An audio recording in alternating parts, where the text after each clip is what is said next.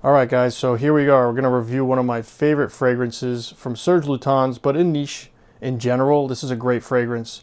It's an affordable house that I think is going to diminish in supply as time goes on, so I find it pertinent to get this out to you, as soon as I can. So this is the first fragrance I decided to get a backup bottle for. I don't have any other backup bottles of anything. I just don't really care about that much, but I saw it kind of pass me by. I know that they're not distributing Serge anymore in the US for an undisclosed period of time, so it's going to be hard to get our hands on Serge in the upcoming years. I don't know what that's going to look like, and I don't know how expensive these are going to get. Right now, all of these can be found secondhand market for sub $100. This is a 50 ml. You can get it for like $60, $70 at the time. I think that's what I got this for. I did get a backup bottle for $80, so I'm super happy about this.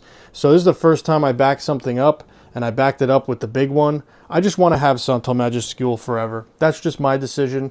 You guys don't have to also love this fragrance as much as I do, but I think it's an important and valuable fragrance in my collection because of sort of like this Venn diagram, this convergence of two different very key features. One, it has this quality and depth and this beautiful rendition of perfumery, right? It doesn't sacrifice on any of that to just be a mass appealing fragrance, but it just so happens to fall in that category of beautiful mass appealing fragrances.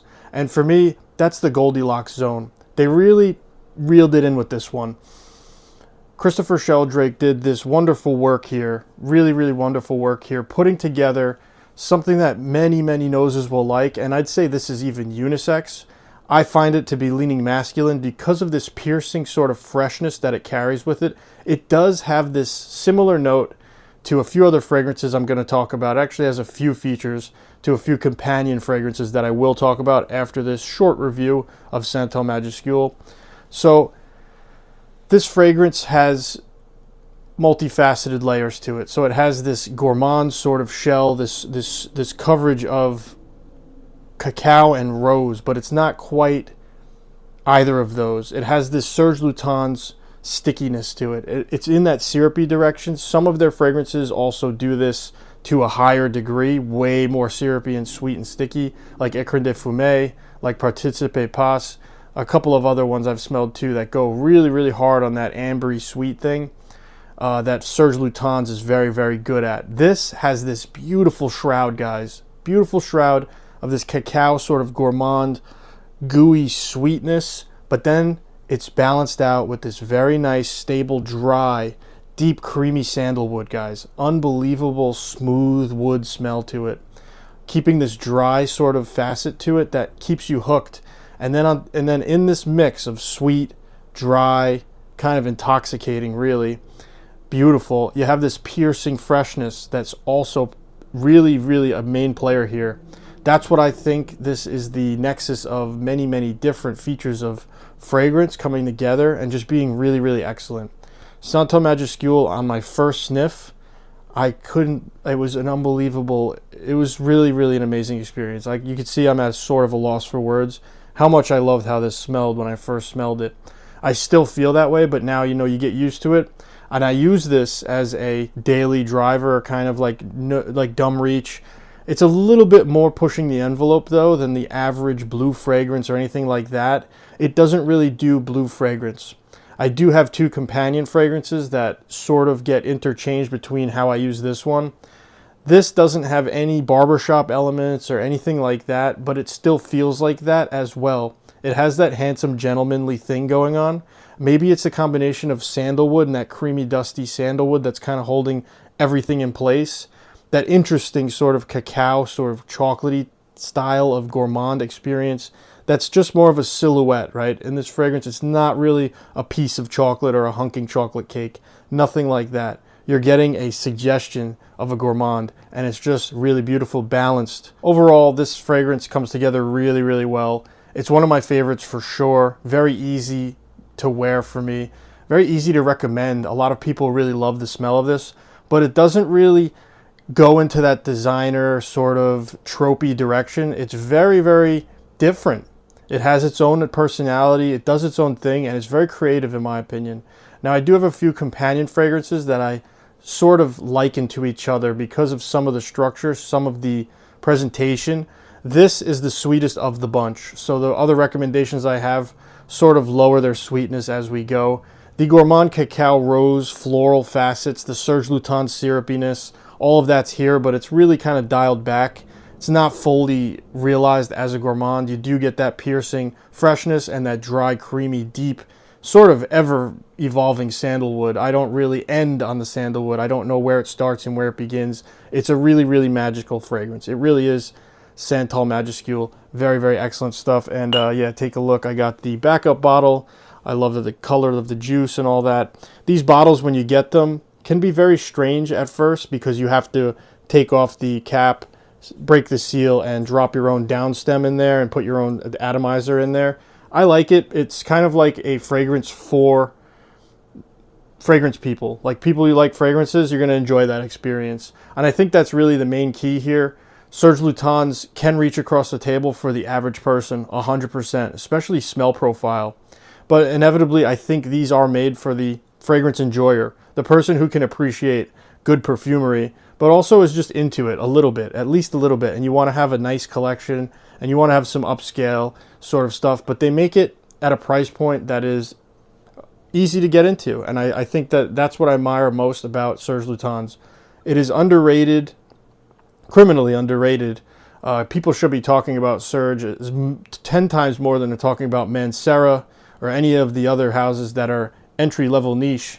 In my opinion, this is a really great way to enter into the niche, higher realm of fragrance sort of profiles and products. So I really love Serge Lutens. I have like 12 bottles now from them, you know, and it's not really expensive, but you do get this amazing, amazing quality, and I can't commend them enough. Also, their in-house perfumer, Christopher Sheldrake, getting used to him now, and I really do like what he does. I have a lot of different things. I put my nose on a lot of his creations, and I gotta say, he's like mostly batting 1,000 with me. I like everything he's usually make. There's nothing that I smelled from Christopher Sheldrake that just turned me off. I like a lot of his creations. So yes, very, very good stuff here with Serge Lutens. Now, the number one companion fragrance here, guys, and I think this gets more use case. It gets easier to use this. It's more professional. This is a more professional fragrance in my opinion. This is the modern formulation of Egoiste. Not Platinum Egoiste. This is Chanel's Egoiste. Now, I like the bottle a lot. I actually do. I think its simplicity is just really what makes it so elegant. It's perfectly done. It's really, really nice. I like it a lot. The sprayer's good. It does a solid thing. I'm going to wear this today for sure. I'm going to wear this to work. Egoiste, anyway. Let's talk about this. It's almost like the more serious uncle of Serge Lutens' Santal Majuscule. I do enjoy this. It's not a very serious fragrance at all, mind you. It just takes that sandalwood in the focus. It still has that present freshness, right? That biting, almost acidic sort of ginger-like freshness, and this sandalwood kind of body here. And it's handsome. It's a little bit more in the barbershop direction, in the masculine, handsome direction, but it has this, again, really intoxicating sweetness to it that just makes it so addictive and easy to wear. Very comforting fragrance as well, but it's like understated, right? It's not trying to be hyper masculine. It's not trying to be a fragrance. It's just perfectly executed in my opinion, and it smells really good. So you could also get this, you know, I got this $100 or less, right? I got a 2-pack, so I got lucky. I found it, but I got Antaeus and this for $180, right? So that was $90 each. Egoiste is so worth it. It's one of those everyday not blue fragrances, so you don't have to be bro blue, bro aquatics or anything like that. You don't have to be trademark barbershop stuff if you don't like that. I think Egoiste is another thing that lands on that nexus of two different contrasting elements that come together to make something that's just like magnified in how good it is. It's simple, it's delightful, it's really easy to wear. Most people are going to really like this fragrance in my opinion, and I still think this is underrated and underrepresented in the whole community, the whole fragcom, everything. You don't just hear about like great fragrances like this that much. You know, everything in the modern era is a certain style, a certain sort of thing, and I get it, but this really trumps a lot of those daily drivers that everybody puts in their top 10 lists. It really is. It should be there. This is an amazing fragrance. You guys definitely want to try it. Compared to Santal Majuscule, again, this is way more reserved, way safer, no gourmand facets at all, none of the cacao stuff, none of that, but it does have a striking similarity to me, and I find myself sometimes holding the two, thinking, which one am I going to wear today? Which one of you guys? And I'm glad to have both. I do enjoy having both of these. Now, if you want to take that profile that we're talking about with that sandalwood kind of holding everything together, and you want to move more into a barbershop direction, but it's still modern and it stays away from any of the, I don't know, vintage smelling barbershop stuff, which is very good in its own right, but some people just don't like it. And sometimes I don't want to wear it. But we have Parfums de Marley Darley. Now this is expensive and probably hard to find at this point, and I'm cruising through mine. I do really like this, guys. This one is a very beautiful fragrance as well. It's even more scaled back and more reserved. It doesn't have a piercing freshness to it. It has kind of like this smooth shaving cream, kind of sweet shaving cream thing going on. And it has this really addictive, you want to lean in and smell this kind of fragrance. And I'm not a PDM guy. I have two PDMs. It's Darley and Callan. This one is probably the most likable, easy to wear of the whole PDM collection, in my opinion. It's actually sort of classy, and a lot of their stuff isn't that really classy. A lot of their stuff is more like fun, in the fun category to me, and not really mature either, but I feel like this is also a mature fragrance. Like, you can actually dress this up and you could be taken seriously with Darley on. It's not stern or anything like that though. It's very handsome. That's the number one thing. I think all of these fragrances that I just featured here have a handsome component to them. Handsome effortlessness, an irresistible sort of allure. Something sweet too that just brings you in, but not too much where it's gross, right? No amber woods, nothing like that for you guys who are sensitive to that. This gives you creamy barbershop, sudsy, sweet shaving cream. An unbelievable experience. I really, really like this. No oak moss, nothing like that. And that's why I decided to also feature Darley. So you could scale from the most, abundant and fun smell, the most plentiful in the sweetness category, the most of a nose full, the most daring of them is Santal Majuscule for sure. Then we back up 1 degree and we end up at Egoiste. This thing is just really super easy to wear, and I think price for the value is just ridiculous. This could be everybody's signature scent, and I wouldn't mind smelling this everywhere out there in the world. I would never get sick of it.